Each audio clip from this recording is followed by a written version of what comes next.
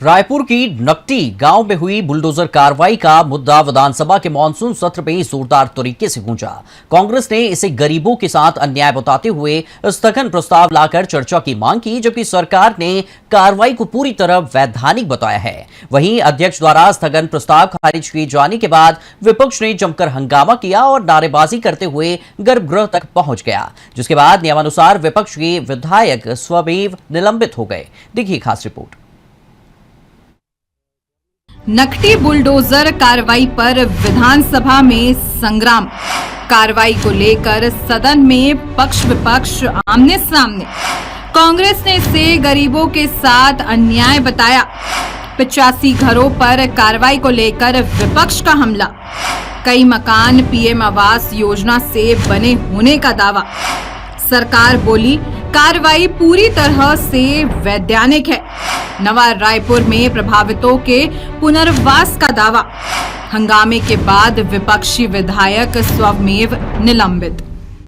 विधानसभा में नकटी गांव की बुलडोजर कार्रवाई को लेकर विपक्ष ने सरकार को घेरा है। नेता प्रतिपक्ष डॉक्टर चरणदास महंत ने कहा कि नकटी में 85 घरों को तोड़ा गया, जिनमें कई प्रधानमंत्री आवास योजना के तहत बने मकान भी शामिल थे। उन्होंने आरोप लगाया कि इन घरों में बिजली, पानी और सड़क जैसी बुनियादी सुविधाएं उपलब्ध थी, लेकिन लोगों को पर्याप्त पुनर्वास दिए बिना बेदखल कर दिया गया। कांग्रेस विधायकों ने कहा कि किसी भी कार्रवाई से पहले प्रभावित परिवारों के पुनर्वास की समुचित व्यवस्था होना जरूरी था। उन्होंने ये भी आरोप लगाया कि क्षेत्रीय सांसद के आश्वासन के बावजूद प्रशासन ने ये बुलडोजर कार्रवाई की। आज हमारे कांग्रेस के सभी साथियों ने ग्राम नकटी में जो घटना हुई है, जो असंवैधानिक है, जिस बेरहमी से बुलडोजर से हमारे ग्रामीणों के, गरीबों के आवास पर बुलडोजर चलाकर उनके पूरे घर को जमीन दोज कर दिया गया है, उस बारे में चिंता व्यक्त की। हमने ये बताया कि सुप्रीम कोर्ट का निर्देश है, कहीं भी बिना व्यवस्थापन के आप घर न तोड़ें। सुप्रीम कोर्ट का निर्देश है कि बरसात के दिनों में किसी का भी मकान, चिड़िए के घोंसले को भी नहीं छूना चाहिए, मगर यहाँ आम लोगों के, गरीबों के आवास को तोड़ दिया गया और जो व्यवस्थापन के लिए उन्होंने व्यवस्था की, वो बहुत छोटे छोटे आवास, जो छोटे छोटे जगह में रह नहीं सकते, ऐसे आवासों को दिया। वहाँ के बारे में आप सब लोगों ने माध्यमों से पढ़ा होगा, अपने पेपर के माध्यम से आप सब लोग इस बात से परिचित हैं कि जो वहाँ माननीय वहाँ के सांसद महोदय ने भी उनको जो वादा किया गया था कि घर नहीं तोड़ेंगे, उनकी दिल्ली जाते ही घर तोड़ के उनको आवाज़हीन कर दिया। आज भी वहाँ लोग बैठे हैं, आज भी वो हड़ताल पर हैं, आज वो पद यात्रा कर रहे हैं। हम मंत्रियों को चिल्ला रहे हैं, मुख्यमंत्री जी के पास जा रहे हैं और आज माननीय हमारे महामहिम के पास जाने की इच्छा है। गए हैं लोग, मगर कोई किसी के द्वारा हमारी बात को सुनी नहीं जा रही, अनसुनी की जा रही है। इस मामले में हमने ध्यान आकर्षण नहीं बल्कि स्थगन प्रस्ताव दिया था, जिसका भी जवाब माननीय मंत्री जी द्वारा नहीं दिया गया। देखिए, जो नकटी गांव में बुलडोजर की कार्रवाई हुई है, उसमें हमारे नेताजी ने कहा है कि सुप्रीम कोर्ट का जो आदेश है कि बरसात के दिनों में किसी का भी घर नहीं तोड़ना चाहिए। पहला प्रश्न उठता है कि ये टाइमिंग, जो सरकार ने टाइमिंग का जो समय का निर्धारण किया, बरसात के दिनों में इनके घरों को उजाड़ा गया और ईडब्ल्यूएस का जो मकान दिया गया है, एक परिवार में जो एक मकान में जो 4-5 परिवार रहते थे, उनको एक मकान वहाँ दिया गया है ईडब्ल्यूएस का। और आज के दिन में जो 85 मकान उजड़े हैं, उनमें से सिर्फ एक व्यक्ति वहाँ निवासरत है, वो भी इसलिए क्योंकि वो पोलियो ग्रसित बच्ची है, जिसका आना जाना मुश्किल हो रहा है। बाकी 84 परिवार आज तंबू लगा के उस गांव में बैठे हुए हैं, उस गांव में हड़ताल में बैठे हुए हैं।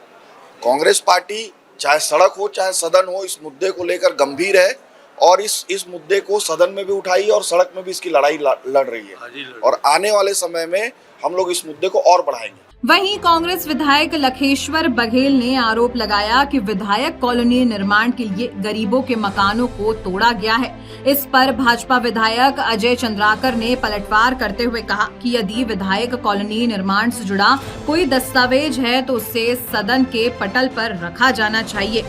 सरकार की ओर से राजस्व मंत्री टंकराम वर्मा ने कार्रवाई का बचाव किया। उन्होंने कहा कि भूमि पर अतिक्रमण की शिकायत मिलने के बाद जांच कराई गई थी।